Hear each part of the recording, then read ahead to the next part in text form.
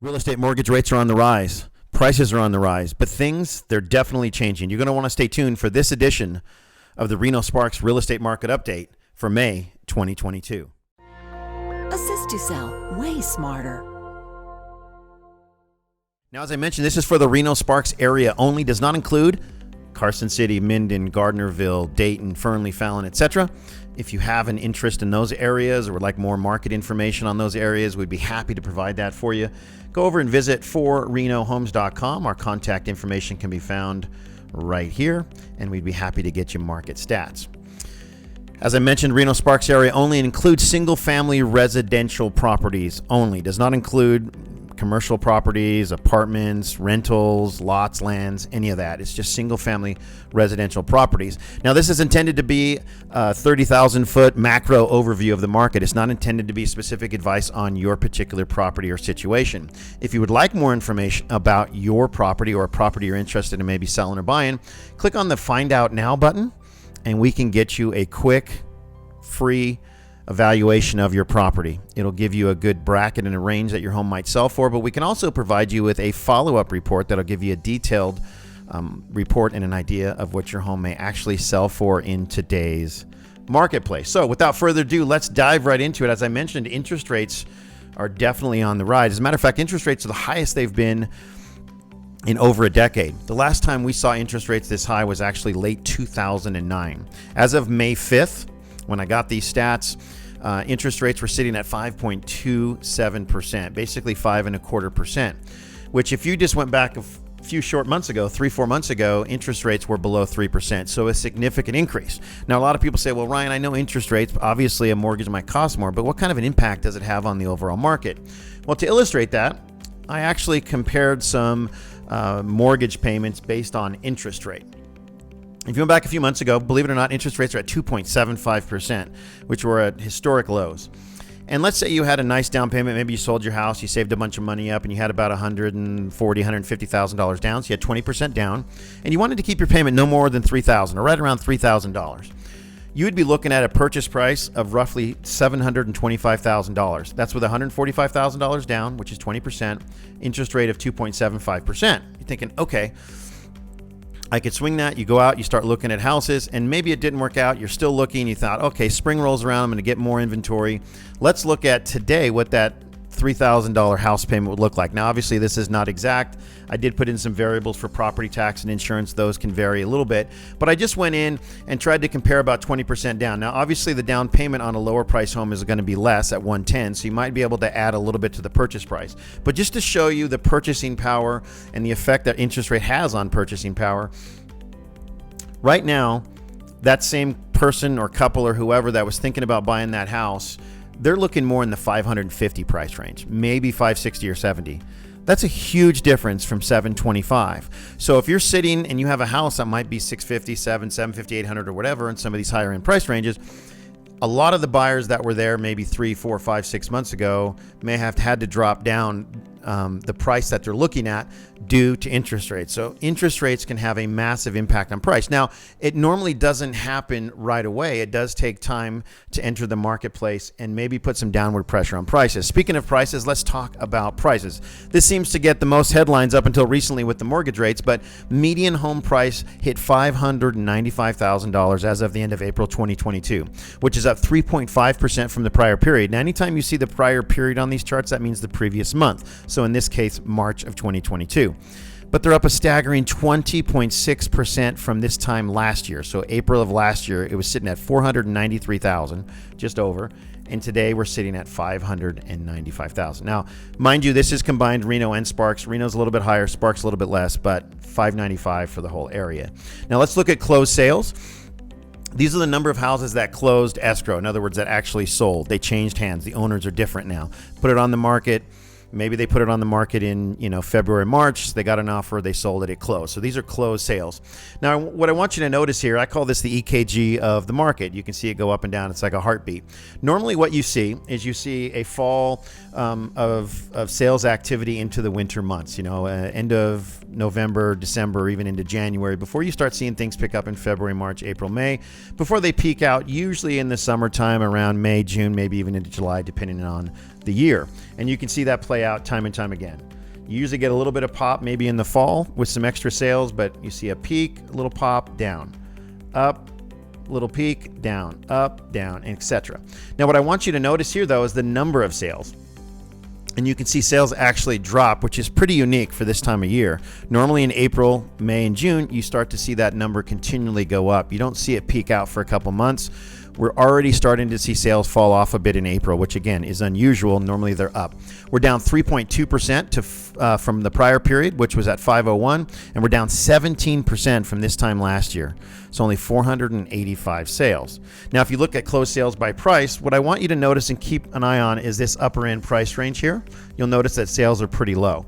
Most of the sales are taking place between 400 and about 750, and that seems to be pretty common for the last few years. Now let's go back and look at active inventory. Now the difference between active and closed is pretty simple. These are homes that are still on the market, meaning this is what they call standing inventory or active inventory. Meaning if you wanted to go out and look at houses today to possibly purchase, or if you're thinking about putting your home on the market, this is what you're going to be comparing to, is the homes that are still are active on the market.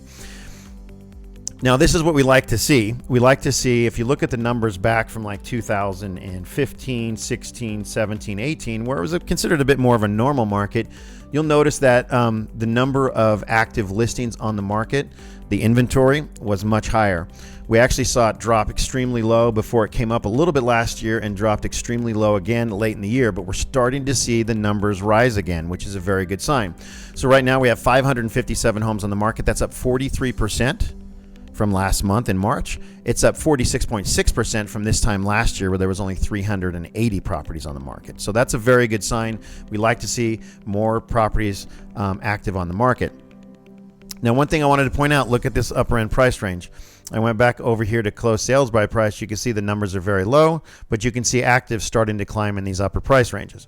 You're also seeing the active start to rise in the 6 to 700, but you're actually seeing lower activity or lower inventory or active listings in these 400 to 600 price range. Now let's look at new listings on the market.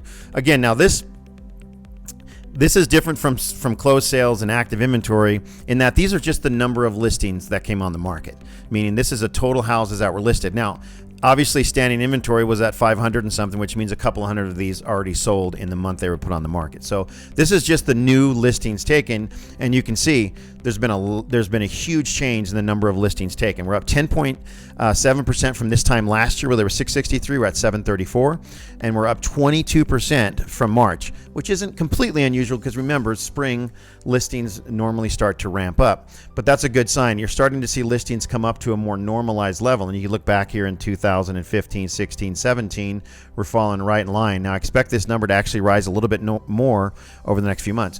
But something to keep in mind, new listings are up, closed sales are starting to pop down. So we're starting to see a spread between number of listings, number of actives, and the number of sold going down. We're starting to see a little bit, and that's going to give us potentially some pressure on prices in the marketplace. Now let's look at new listings by price range, and you can see most of the new listings are on from 400 to about 750. Now let's talk about inventory. Now these are the actives that are on the market, and what we like to use this number for is we can determine if we're in a buyer market, a seller market, or what we call a stable market. Now a stable market means there's about an equal number of buyers and sellers, right? So if you're a buyer, there's plenty of homes to go look at. If you're a seller, your home will probably sell, but it might take a little bit of time.